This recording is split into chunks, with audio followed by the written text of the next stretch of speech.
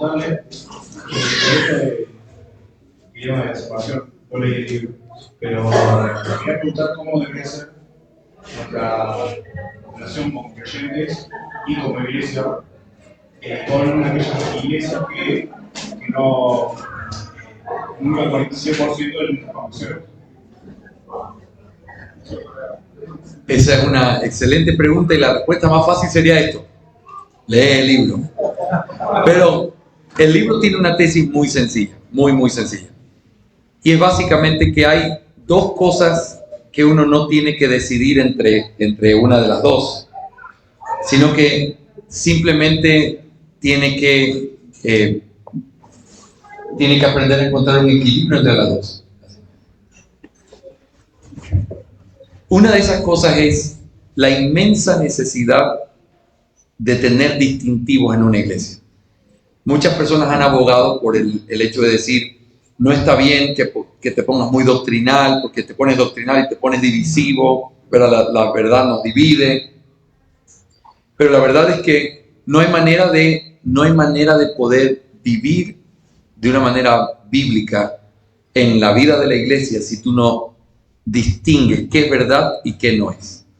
Entonces, la distinción de la doctrina, el decir esto es lo que yo creo, esto es lo que creo que la palabra de Dios enseña, es un deber. Eso no está en tela de juicio. Pero por el otro lado, tienes otra cosa que pareciera contradictoria. En Efesios capítulo 4 dice que el Señor ha hecho de nosotros, en el capítulo 2, un solo edificio, y en el capítulo 4 dice que el Espíritu Santo forja la paz entre nosotros. Entonces, la unidad con otros cristianos es otro aspecto que tampoco es si queremos o no, es algo que hay que hacer. Entonces, el libro se llama El dilema de la separación, precisamente porque cómo tú encuentras el equilibrio entre tengo que mantener principios sólidos y al mismo tiempo tengo que mantener la unidad de la iglesia. ¿Cómo haces las dos cosas? Yo uso una ilustración de lo que me pareció muy interesante, un hombre que tiró una línea, un cable entre las dos torres gemelas cuando estaban, y se subió y hizo toda esa hazaña y la gente desde abajo mirándolo. Fue una noticia internacional. Y él escribió un libro de cómo se mantiene el equilibrio en altura. Entonces decía, tienes que mantener el peso muerto y tienes que hacer esto y tratar de mantenerte firme.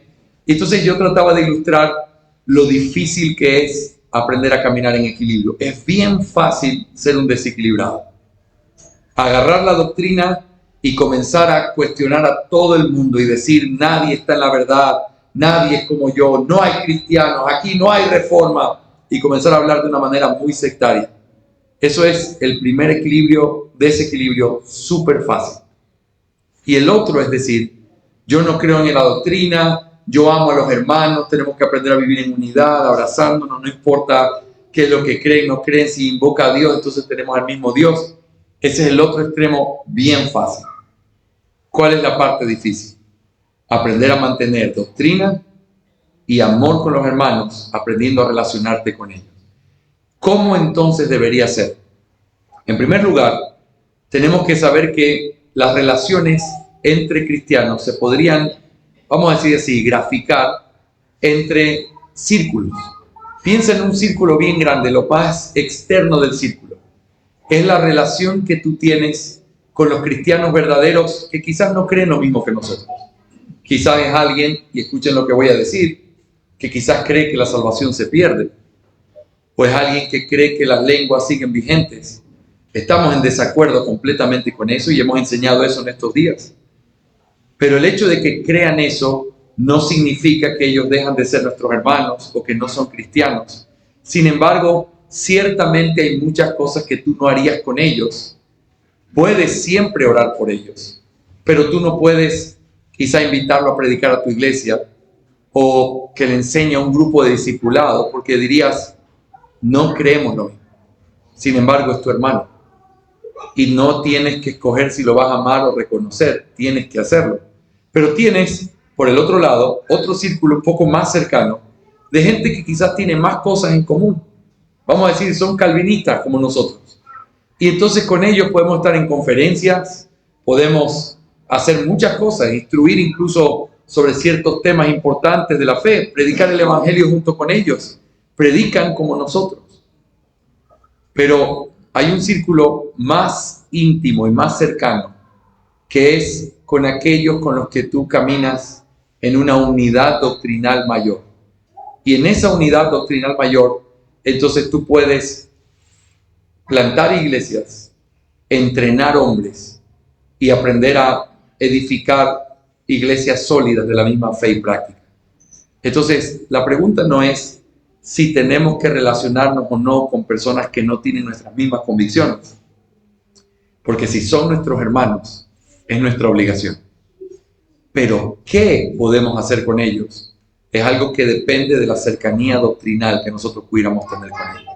Entonces, por eso, el contexto de esta conferencia es un sueño, un anhelo. El anhelo es el establecimiento de una asociación bautista reformada, confesional, en donde iglesias de la misma fe y práctica puedan caminar juntas para poder plantar iglesias, entrenar hombres, porque no hay entonces problema de, bueno, pero vamos a ver quién es el profesor porque no creemos lo mismo. No, tenemos las mismas convicciones. Nuestras convicciones giran alrededor de la confesión de fe y aunque no somos exactamente uniformes, nosotros tenemos una unidad verdadera en esa verdad. Y eso es lo que nosotros tenemos que valorar. Hay uno de los problemas de que no hayan iglesias sólidas, es que no hay tanta claridad doctrinal. Y si tú quieres claridad doctrinal, tienes que caminar y plantar iglesias con gente que crea y entienda lo que dice la Escritura como tú lo ves. Porque si vamos a hablar solo de las doctrinas de la gracia, hay un montón de otras doctrinas que tienen que ser habladas también y entendidas. Así que, mis hermanos, mi anhelo y la razón por la que escribí ese libro en algún momento fue por el hecho de que había grupos sectarios dentro de gente que profesaba y profesa nuestra misma fe, pero que básicamente cuando llegaban a un lugar decían, aquí no hay reforma, aquí nada se ha hecho bien, nosotros somos los primeros. Si quieres venir a una iglesia bíblica tienes que mudarte a nuestra ciudad. Después de que hay 20 años de gente, quizás de manera imperfecta, pero tratando de hacer lo mismo hace 20 años.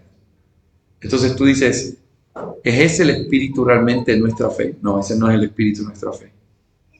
Nosotros tenemos que amar a nuestros hermanos, tener una relación sólida con nuestros hermanos, pero aprender a ser sabios en saber en qué cosas podemos tener esa unidad y en qué cosas es una bendición que ellos adoren en su iglesia y nosotros en la nuestra. Y eso es básicamente el concepto, mi hermano. Espero que eso un poquito explique la tesis de lo que está allí. Gracias, pastor. ¿Alguien más tiene alguna otra pregunta para el pastor?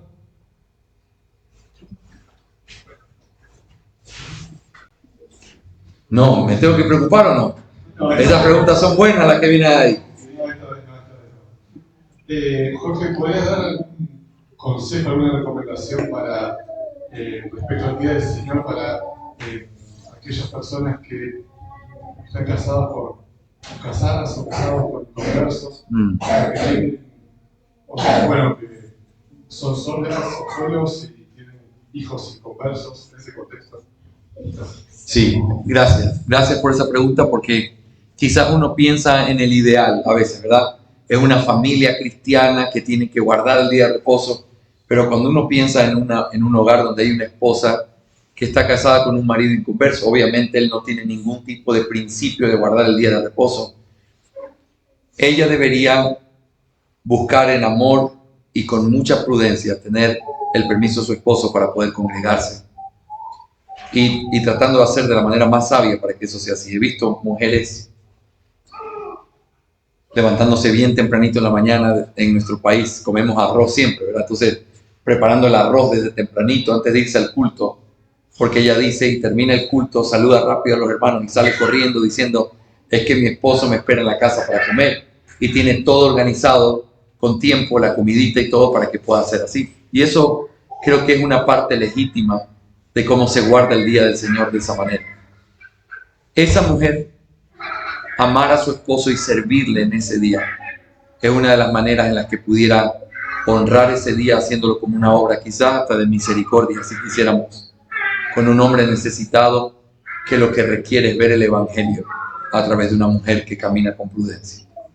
Entonces, a veces las iglesias nos hemos equivocado en hacer muchas actividades para mujeres que en vez de contribuir a la bendición de que puedan estar en sus casas y mostrar a Cristo en su casa, el esposo se pelea con Cristo por causa de nuestra mala práctica como iglesia. Y entonces tenemos que buscar ser prudentes. Ahora, no siempre es así de fácil.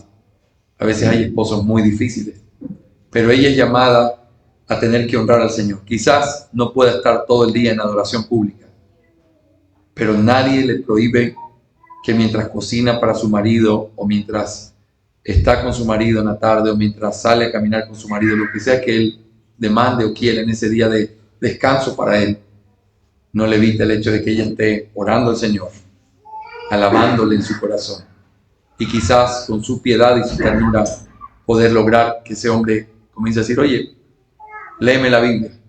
No voy a la iglesia contigo, pero léemela porque estamos tranquilos aquí en la casa. Y quién sabe lo que Dios puede hacer en un hogar así.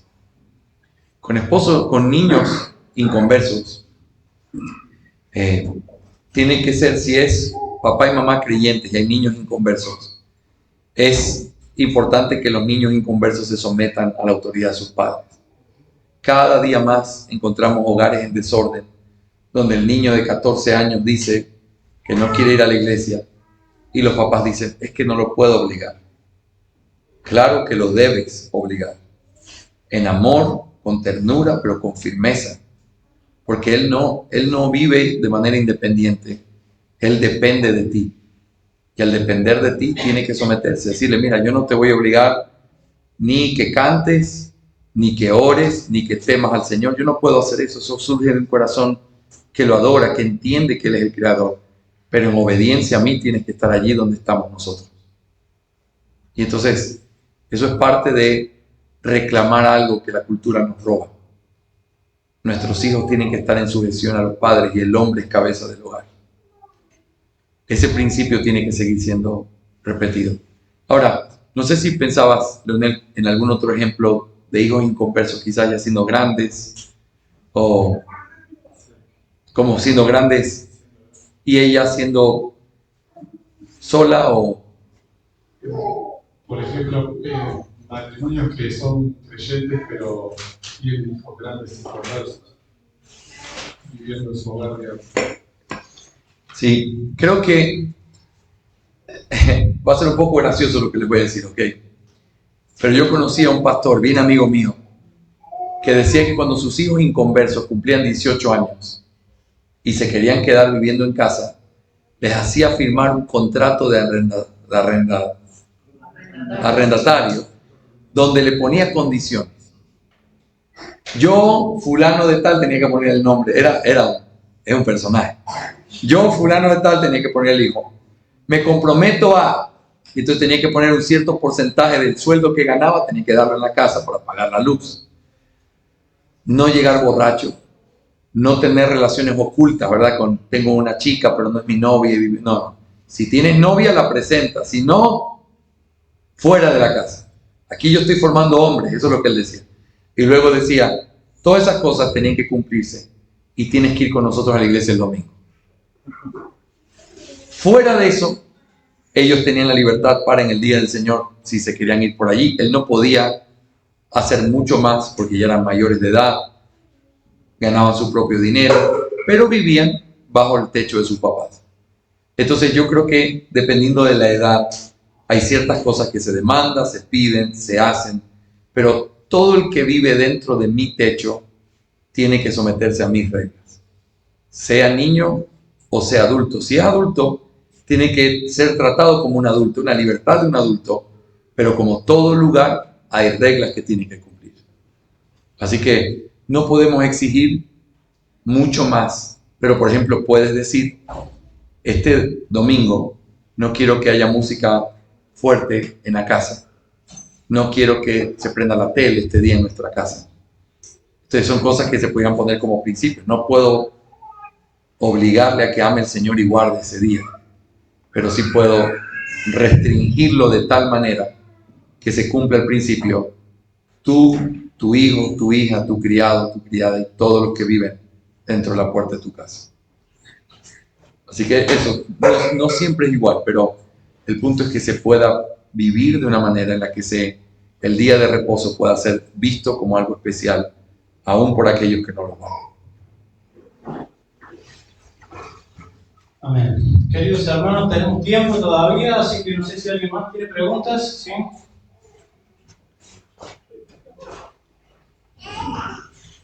¿Qué tal? Quiero rescatar un poco lo que preguntó el primer chico acerca del libro de la separación. Usted mencionó acerca de grupos reformados, sectarios, incluso. Actúan de manera. Yo sé que en los últimos años ha habido un número creciente de casos de abuso sexual, incluso en iglesias reformadas, algunas presbiterianas, otras con distintas extracciones. Y lamentablemente es algo que no se quiere tocar, es siempre temas de incumplimiento. Sobre la base de lo que sería la vida asociativa de la iglesia, ¿cuál sería la correcta manera de abordar estos temas cuando vemos que hay iglesias hermanas de la misma confesión, sin invadir lo que sería la jurisdicción propia de la iglesia, pero no cayendo en una diferencia que termina siendo un incumplimiento como pasa en la mayoría de los casos? Esa pregunta es increíble y muy difícil. Pero creo que hay principios claves que uno puede tratar allí. Mira, déjame darte un ejemplo. Me voy a parar porque no los veo todos, a mí me gusta mirar a los ojos, ¿ok? Estoy cansado, pero los voy a mirar así. Cuando uno... Déjame contarte una historia difícil primero. Hace unos años en Ecuador hubo un hombre que caminó con nosotros muy cercano, pastor de una iglesia. Hubo un momento en el que él simplemente comenzó a actuar de una manera muy autoritaria. Un grupo grande de jovencitos que nosotros habíamos recomendado que vayan a esa iglesia porque estaban en esa parte de la ciudad, comenzó a cuestionar ciertas cosas. Este hombre cerró su corazón y cerró la iglesia, lo expuso públicamente y de una manera arbitraria hizo carta de expulsión a todos esos muchachos. Por cierto, 5 o 6 años después, todos esos muchachos están en el Señor, en iglesias bíblicas, siendo fieles. Debe ser algo que no está bien cuando tú dices, te entrego a Satanás porque no te arrepientes, y todos ellos siguen siendo cristianos fieles en iglesias locales. Debe haber algo en ese veredicto que no está bien. Entonces, cuando eso pasó, estos muchachos me llamaron. Pastor, esto, necesitamos hablar con usted. Hablemos, claro, soy tu hermano, hablemos. Se sentaron a hablar, los escuché y les dije, tú tienes que hablar eso con él, tienes que hacer esto, tienes que arreglar. Cuando él se enteró de que yo los escuché, porque yo se lo conté, me dijo, tú rompiste la lealtad entre nosotros, porque tú no debes escuchar a la gente que viene de mi iglesia. Si son de mi iglesia, tienes que mandarlos de regreso donde estaban. Tú no tenías por qué escucharlos. Y yo le dije, yo no sabía primero lo que me iban a decir. Y segundo, los escuché, este fue el consejo que les di, y yo no he quebrantado nuestra lealtad, porque mi amor por ti no es en el hecho de proteger o cuidar cuando haces algo malo, sino de amarte lo suficiente como para poder corregirte. Hasta el día de hoy no somos amigos. Cerró su iglesia, cerró todo y se apartó del resto de iglesias. Eso nos llevó a muchas reflexiones a nosotros como iglesias asociadas. ¿Qué tanto es invadir la independencia de una iglesia el hecho de cuestionar un proceso de disciplina? La disciplina eclesiástica puede ser cuestionada, así como un juicio puede ser cuestionado, o la relación de un hombre con su mujer puede ser cuestionada. Porque aunque hay una autoridad legítima del Estado hacia los ciudadanos, del esposo hacia la esposa y de un pastor o los pastores hacia su iglesia, toda autoridad delegada es una autoridad que está bajo el escrutinio de lo que dice la palabra de Dios. Imagínate si un día un hombre dijera, la esposa viene corriendo y me dice, pastor, ayúdeme, mi esposo me estaba golpeando y me estaba asfixiando. Y entonces el esposo viene y me argumenta, ella irrespetó mi autoridad porque yo le dije que no le dijera a nadie. ¿Qué pensarías de eso? Es una locura. Y el hecho de pararme firme y decir, usted puede salir de su casa y yo voy a hablar con su esposo, no es violentar su matrimonio, es de hecho amarlos, de la única manera en la que se puede amar. Porque el hecho de que ella viva bajo la autoridad de un hombre que le hace daño, no significa que está usando la autoridad de la manera legítima. Pregunta, ¿las iglesias pueden usar su autoridad de manera ilegítima? Claro que sí. Y deben ser cuestionadas cuando eso pasa. Claro que sí. Pero tiene que haber principios claros. Porque no es el hecho de meterse en una iglesia y cuestionar, es el hecho de buscar el consejo. Y piensa en esto. Cuando vives asociado con otras iglesias, es como si vivieras en un condominio donde todos escuchan nuestras conversaciones. O si alguien grita y tira un portazo, todos saben lo que está pasando. Un abusivo se lleva a su esposa a vivir a una cabaña en la montaña y prohíbe que llame por teléfono a su mamá y no quiere que nadie lo visite. ¿Por qué hace eso? Porque no quiere que nadie cuestione algo que está haciendo de una manera incorrecta. Entonces, ¿qué quiero decir? En la vida asociativa, nuestra lealtad es a Cristo. Amamos las iglesias, amamos a los pastores, son mi familia. Yo abrazo a unos hombres que tengo aquí y son como que fueran hermanos de carne. Pero mi lealtad hacia ellos es amándolos, lo cual significa no tapar su pecado, sino ayudarlos. Y ayudarlos a veces significa confrontarlos. Entonces, tapar el abuso espiritual es pecado. Y nuestra lealtad no es hacia los hombres, aunque nos amemos. Mi lealtad es a Cristo y a ti. Y si estás mal, yo soy el primero que va a golpearte, pero el siguiente que va a sanarte y que te va a acompañar en todo ese proceso de restauración. Pero aquí no es un tema de lealtad entre hombres, sino hacia Cristo. Entonces, tristemente, he vivido pocos años, pero han sido como si fueran muchos. Una vez conocí una iglesia donde el 98% de los miembros se fueron de la iglesia. Quedó el 2%. Adivina a quién quisieron escuchar los pastores amigos de esa iglesia. Al pastor. Y no a ese 98%. Si el 98% de una iglesia se va, tiene que haber algo que no está bien. Y si es pecado, tiene que ser corregido. Pero el 98% de una iglesia no significa, listo, que sigan su camino. Ven acá, a ver, yo te ayudo, volvamos a construir. No importa, va a venir otra gente nueva. ¿Qué es lo que haces con ese hombre? Se pervierte su alma y pervierte la tuya. Hermanos, tengo el privilegio de poder guiar muchos de los procesos que estamos llevando. Pero la manera en la que yo necesito ser amado es que no se aplauda las cosas que hago mal. Porque yo necesito ser exhortado, porque yo quiero amar a Cristo y ser fiel a mi Señor hasta el final. Y si hay algo que no estoy haciendo bien, yo necesito que me lo digan. No que me digan, Él me enseñó, Él estuvo conmigo en el proceso de la membresía, Él fue quien me impuso las manos en el pastorado. Esos son los que yo espero que me corrijan primero. Porque si me aman, quiero que amen a Cristo de manera que yo pueda ser golpeado, porque yo sé que cuento con ellos en un proceso de tener que ser restaurado. ¿Me hago entender? El abuso pastoral no es permitido, ni debe ser jamás visto desde esa perspectiva. Y a veces los hombres creen que la lealtad se debe a los hombres. Nuestra lealtad es a la verdad y al Señor. Así que el Señor nos ayude. Estaba contándole a algunos hermanos. En Jeremías capítulo 3, versículo 15 dice: y yo os daré pastores conforme a mi corazón, y ellos los pastorearán con sabiduría y con conocimiento.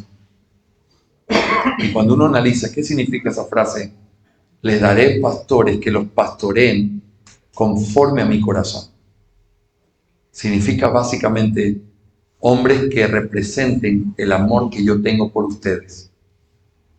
Déjenme decirlo en otras palabras: hombres que te den los abrazos que yo no te voy a dar, que te amen como yo no te puedo amar de manera física y presencial, que te consuelen a través de darte mis palabras, que representen el amor que yo tengo por ti. cada vez que tú los veas. El abuso no es ese cuadro, es todo lo contrario. Gracias, pastor. Bueno, hermanos, tenemos unos pocos minutos más. No sé si alguien tiene más preguntas. ¿Sí voy?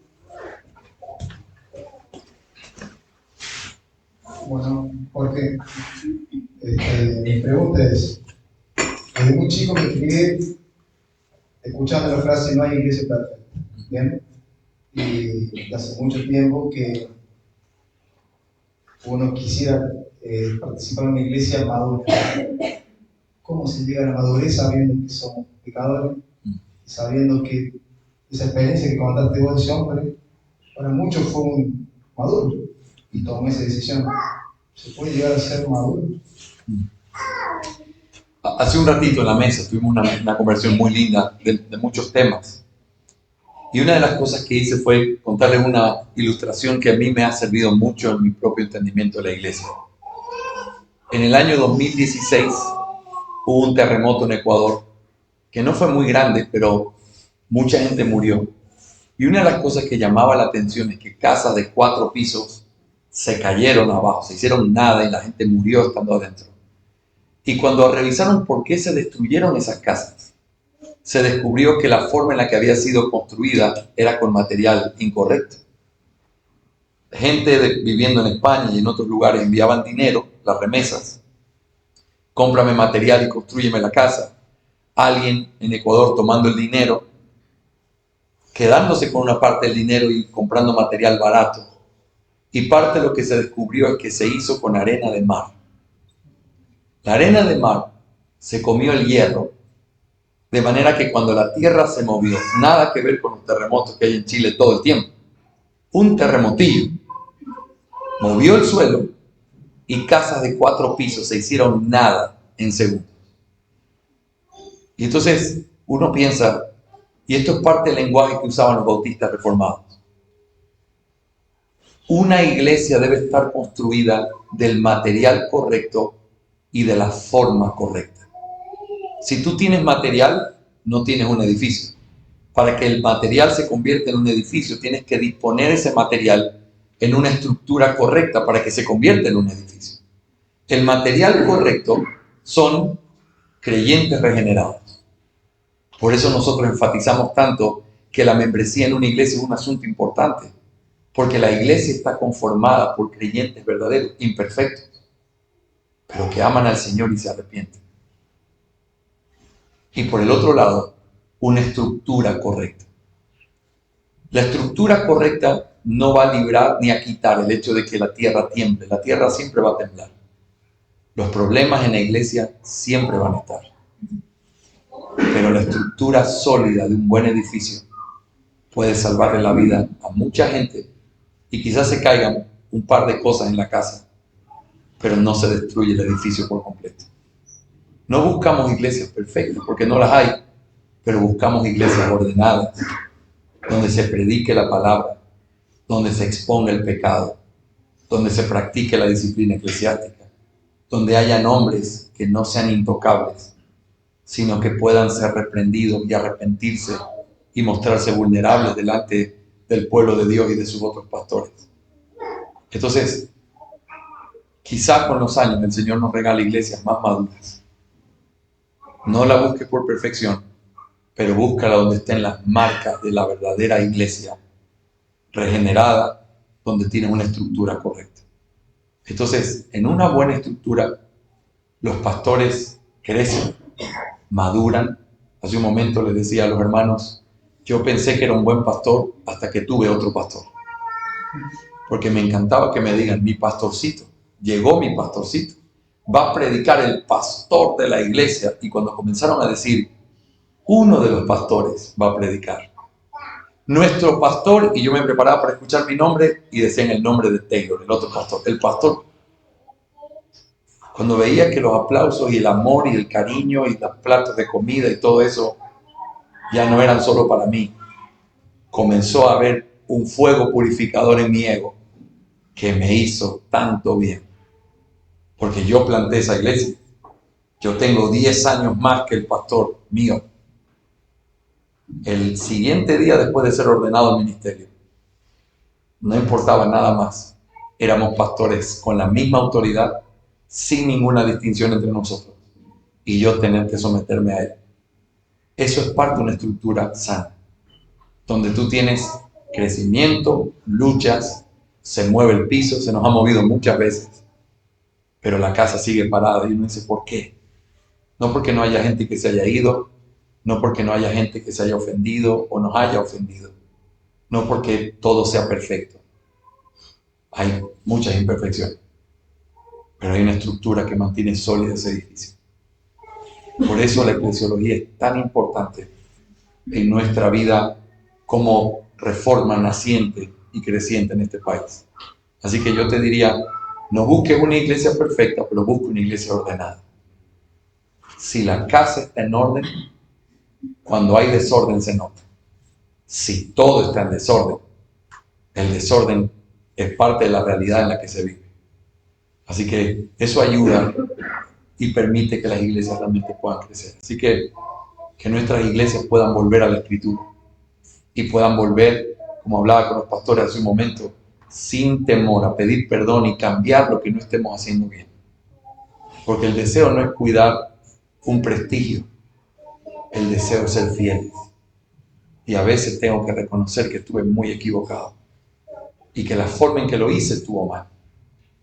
Y Dios tiene misericordia y nos permite volver a establecer y a construir, pero sobre una estructura que es sólida ahora. Que vengan los terremotos, a veces dan miedo, pero la casa no se cae. Así que espero que eso sea de ayuda, mi hermano. Gracias, Pastor Jorge. Bueno, hermanos, ¿alguien más tiene alguna pregunta para realizar? Aprovechenlo que está en vivo y en directo el Pastor Jorge Rodríguez. Nos ha tocado verlo por mí, es la primera vez que yo lo veo en vivo y en directo, así que aprovechen ahora porque este es el momento en que él pueda responder sus dudas, sus inquietudes. ¿Alguien más quiere hacer alguna pregunta? Todos pueden preguntar menos mi esposa. Yo puedo preguntar, Allá. quiere, con mucho respeto, contar un día de su vida de pastor. Buenas, con mucho respeto. Si quiere contar un día de su vida como pastor, como papá, esposo. Creo que mi esposa es la mejor persona para poder responder eso. Y no estoy seguro que van a querer escuchar el resto de las conferencias si la escuchan a ella. Pero les voy a decir, la vida nuestra es una vida muy, yo digo, especial y muy no regular. Mi esposa es la que establece el orden realmente en nuestra casa con respecto a los horarios y todo. Como algunos de ustedes saben, Dios me da la oportunidad de salir y ayudar a muchos lugares, en muchas semanas al año. Siempre puedo decir que la bendición tan grande de tener una esposa, y le decía a los hermanos en la mesa también, una esposa que no está tan fascinada ni me admira tanto, pero me puede ver en la realidad de lo que soy, al punto de ponerme el dedo en la llaga y decirme, eso no está bien, que los otros te aplaudan y todos esos likes que tú quieras, pero yo soy tu esposa y yo te conozco. Y eso ha sido un instrumento santificador en mi alma. Y la vida normalmente mía es despertarme temprano, a veces atender algunas llamadas tempranito en la mañana, a veces al ayudar a alguna iglesia en Europa o en otros países con otro uso horario. A veces tengo reuniones desde las 6 de la mañana, a veces 5 de la mañana. Y tener tiempo en mi oficina para estudiar, para orar, para meditar en cosas, para organizar parte del trabajo que hacemos. Tengo muchas veces consejerías con hermanos de nuestra iglesia, con pastores de otros países, a veces por Zoom o a veces en persona, vienen a la oficina, o a veces tenemos la oportunidad de ir a verles. Y es un horario muy estricto y firme durante la semana que requiere concentración. Realmente es un horario que no se lo recomiendo a nadie. Tratamos de pasar un buen tiempo en familia. La hora de los almuerzos es una de nuestras horas importantes, porque aunque no siempre podemos desayunar juntos, nuestros hijos estudian en casa. Así que normalmente a eso de las 2 de la tarde tengo un grupo que refuerza el llamado a la mesa. Mi esposa por la ventana me hace así, viene Jorgito y me toca la ventana así, pero cuando viene Sofía y entra a mi oficina y se para y me comienza a hacer así, ya no hay manera y tengo que decir, hermanos, perdónenme, las preguntas las seguimos después. Me vino a ver mi esposa en miniatura.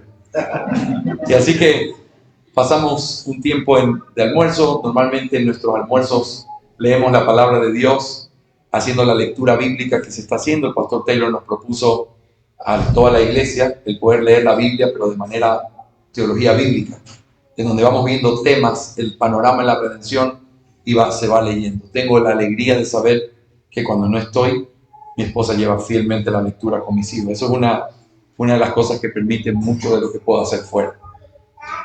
Entonces se lee, tenemos tiempos de compartir, a veces la siesta, y de allí actividades y clases por las tardes. Los viernes en la noche le llamamos nuestra noche de pelis, donde los niños ya me cierran la oficina, hacen paro de la oficina como a las 6, 7 de la noche y pasamos juntos la noche. Ese día normalmente duermen en nuestro cuarto y pasamos un lindo tiempo juntos. Tengo que decir que ha sido una lucha de aprender diferentes cosas con respecto a los cultos familiares, a los tiempos en familia, el tiempo de oración, el orar con ellos, el hablar sobre el Evangelio.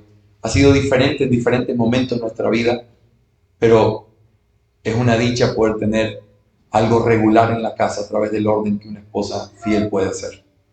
Así que si ella no estuviera aquí, igual lo estuviera diciendo, porque es así. Gracias al Señor por eso. Así que también tengo que decir que es mi guardiana. No me permite quedarme mucho tiempo en la noche, no solo por el cansancio, sino también para cuidarme. Yo quiero estar cerca de saber que está todo en orden y ella cuida mi alma, mi corazón, mi mente. Así que una hora, media hora, y después comienza, me dijiste media hora, te sigo esperando.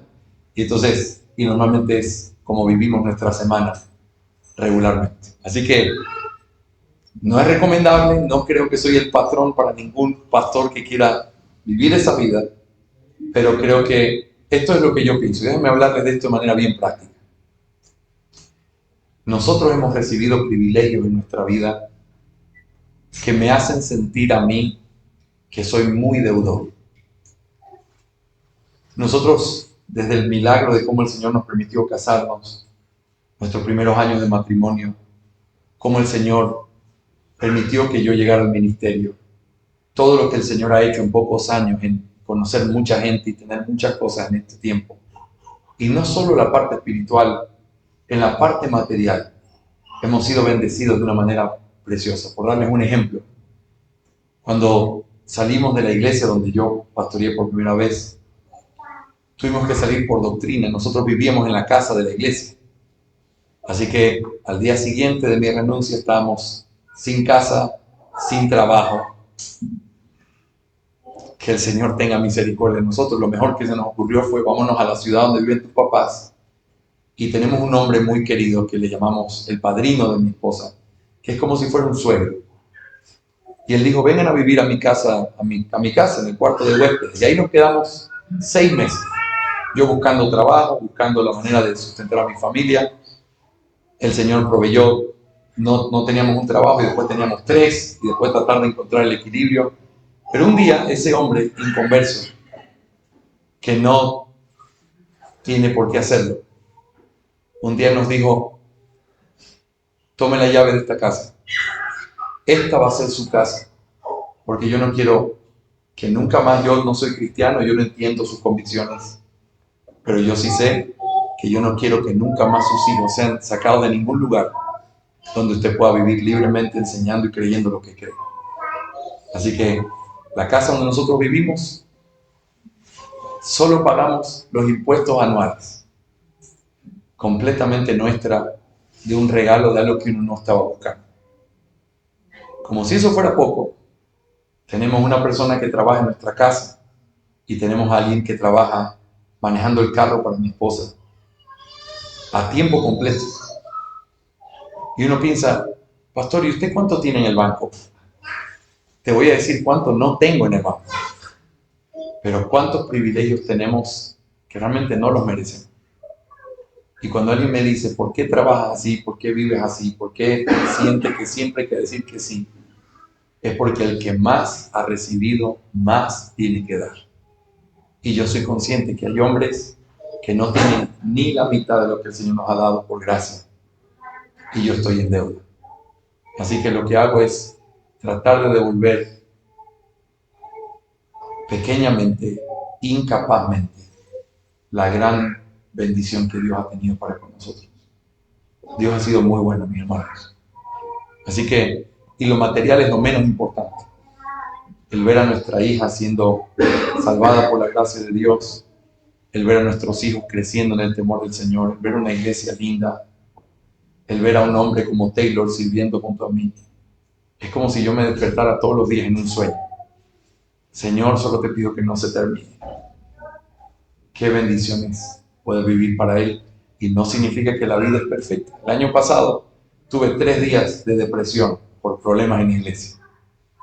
Y luego me paré y el Señor nos ayudó y se resolvió. Mi esposa me atendía en esos días. Pero la vida no es así. La vida es así. Y en esa vida así es donde uno aprende a disfrutar. En esos momentos donde hay una bajada y todo es sencillo, uno disfruta esos días. Como estar con ustedes aquí en Córdoba, disfrutando de una preciosa comunión. Y hay días que los días son así. Y la gracia de Dios sigue siendo igual. Y tenemos que seguir viviendo para Él. Así que es un misterio. Ni yo sé cómo se vive, pero el Señor ha sido bueno. Y espero poder ser de bendición para ustedes en lo que necesito. Gracias, Pastor Jorge. Bueno, ¿alguien más tiene alguna pregunta? No voy a esperar mucho tiempo, ¿eh? Si alguien tiene alguna pregunta, es ahora.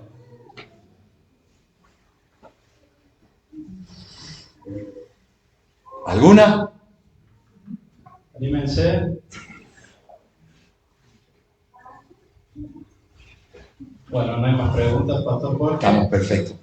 Bueno, quería expresarle mi agradecimiento por estar aquí y, como es de costumbre, a usted y a su esposa Lady, por supuesto, que lo acompaña, y como es de costumbre aquí en Argentina, pedirle un aplauso por asistir a esta conferencia.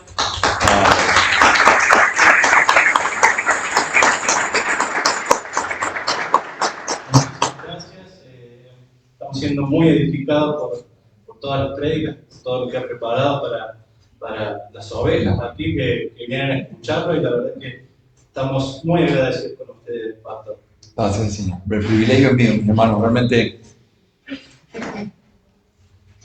es solo la gracia de Dios lo que nos permite tener algo para compartir, así sea chiquito. Le decía a los hermanos, lo único que puedo compartir es lo poquito que vivo en mi rompe y arregla de la vida de nuestra iglesia local. Y el Señor que haga en nuestras vidas lo que Él quiera. Que Él traiga un verdadero avivamiento en nuestros corazones y en nuestras iglesias aquí en Argentina.